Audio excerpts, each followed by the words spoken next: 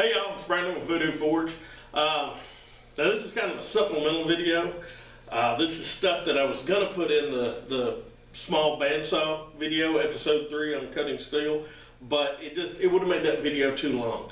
So this is just how to change the blade on one of those small bandsaws. If you don't have one of those bandsaws, it won't hurt my feelings if you don't watch the video. But this is just how to change it, or how I change the blade. So the blades I get, by the way, they're 64.5 inches long, 1/2 inch wide. Tooth count varies on what I'm doing, but Harbor Freight has made in the USA blades that fit this bandsaw that are a couple of bucks cheaper than the ones at Tractor Supply Company. So anyway, I get them at both places.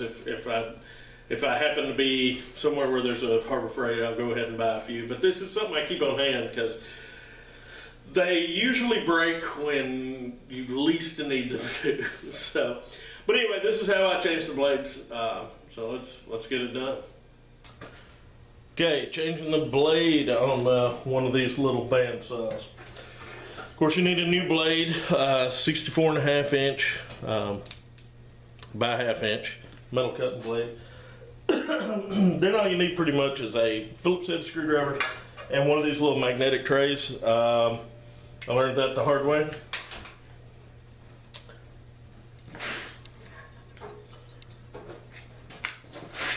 First, you're going to take this screw out of the back covering. I'll tell you what I did with mine was I welded a piece of 1/4 inch bar on it, turned it into a big wing nut so I wouldn't have to use a screwdriver on that. The reason why I use the magnetic tray is because I lost one of these screws, so now I'm down to one. Need to get a replacement. I hadn't gotten around to it. Take the screw off on the little table, and you're going to have one more Phillips head screw, which is right here.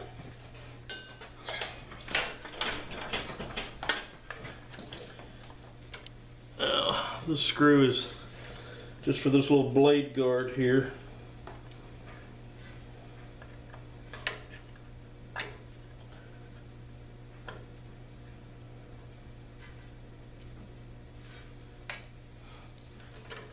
Then you can move that out of the way.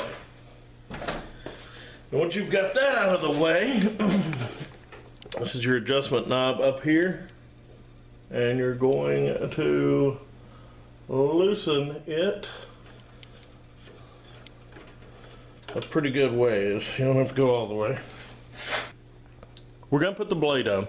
We need to make sure that it goes over both wheels, and then it's going to turn to go through these bearings right here, and then again through the lower bearings down here. So that's usually that's always the part that I do first, and then I go ahead and get my screws back in before I start monkeying around getting it on the pulleys. So we can start down here on the bottom one.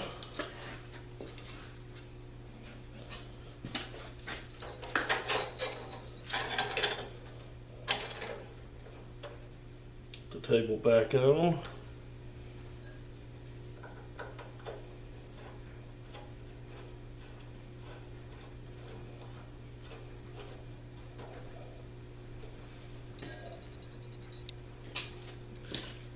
Now the upper one where this little blade guard is. You know what? Actually, let's go ahead and get the blade on before I do that one. It'd be easier. Now, I know of no graceful way to do this. You kind of get the saw blade on and then just start tightening it.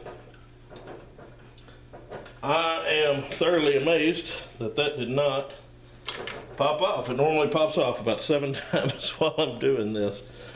But so tension seems good. Put the screw back in here. One of the reasons I use this little stubby screwdriver is it's magnetic, so I don't lose the screw when I'm putting it in there.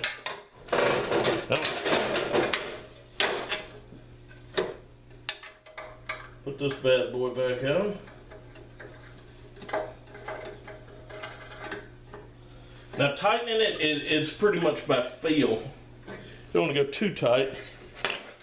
Puts extra stress on the blade, but you don't want it to be too loose either.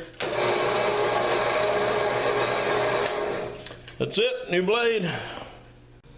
All right, well, I hope y'all got something out of that. That's the little magnetic tray thing. Like I said, I lost a screw, and I can replace it. It's just a machine screw. I just gotta go get one. But the little magnetic tray thing is one of the biggest things that I've found to help me keep up with stuff. That's how I do it. And anyway, if you like the video, hit the like button. That does help me out. And please subscribe to the channel if you'd like to see more videos like this, maybe even better ones. But anyway, y'all behave yourselves now.